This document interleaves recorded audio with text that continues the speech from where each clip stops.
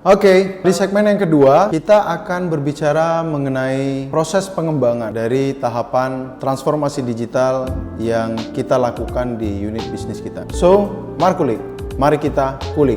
Ciao. Yang pertama, dalam melakukan proses pengembangan, tentu teman-teman harus memiliki referensi.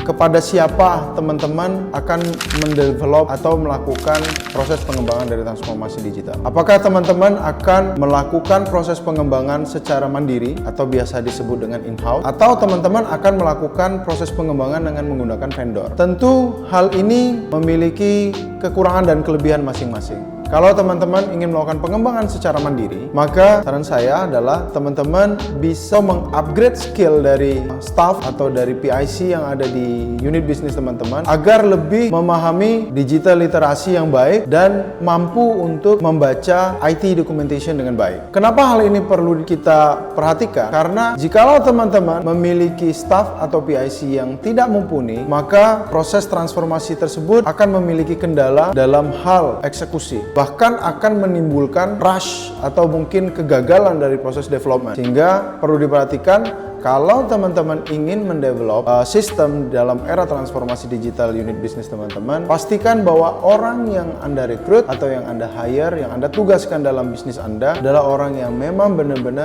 memiliki kemampuan, pemahaman, dan experience yang baik tentang development. Yang kedua, kalau teman-teman ingin memilih vendor, ada beberapa tips yang mungkin teman-teman bisa lakukan ketika teman-teman ingin memilih vendor. Yang pertama, usahakan teman-teman bisa memilih vendor yang memiliki domisili dekat dengan teman-teman. Artinya kalau Anda ada di Indonesia, diprioritaskan untuk Anda memilih vendor lokal. Kenapa demikian? Karena dalam proses development, salah satu part terpenting adalah bagaimana kita berkomunikasi dengan vendor.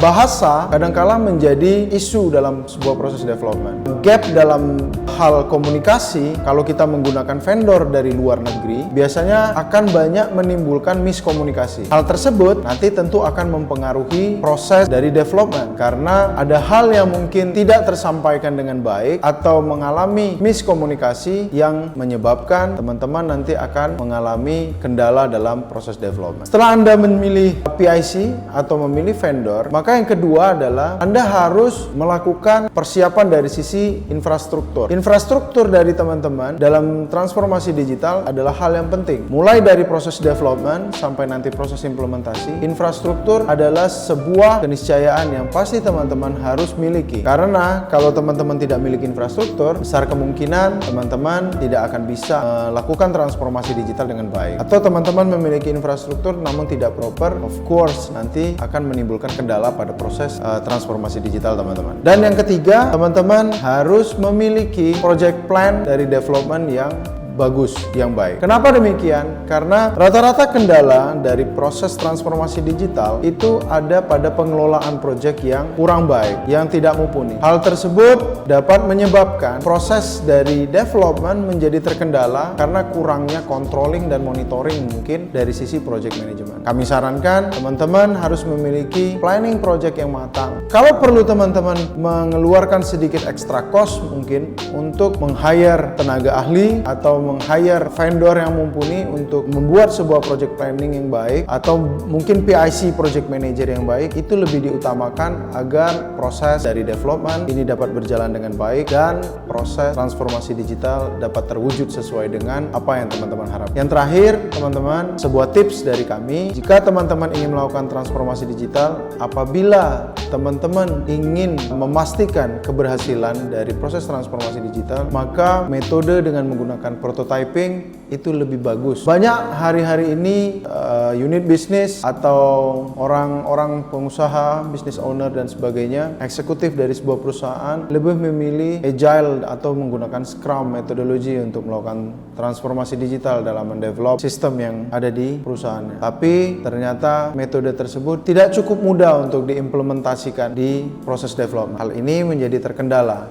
Maka dari experience kami di Gigarden, selama kami provide service, apalagi di era transformasi digital seperti ini, kami lebih menyarankan teman-teman untuk menggunakan prototype. Dengan prototype, kita bisa mendapatkan komparasi bagaimana hasil akhir dari proses development tersebut, sehingga jikalau kita ingin ada perubahan mungkin atau kita ada adjustment di tengah jalan, dari proses prototype dapat kita antisipasi lebih awal dan proses development lebih terkendali dan lebih bisa menggaransi kesuksesan transformasi teman-teman. Itu di part yang kedua, di segmen yang kedua. Kita akan lanjutkan di segmen yang ketiga, berbicara mengenai bagaimana proses setelah development dan bagaimana proses menuju hasil akhir dari transformasi digital. Ciao.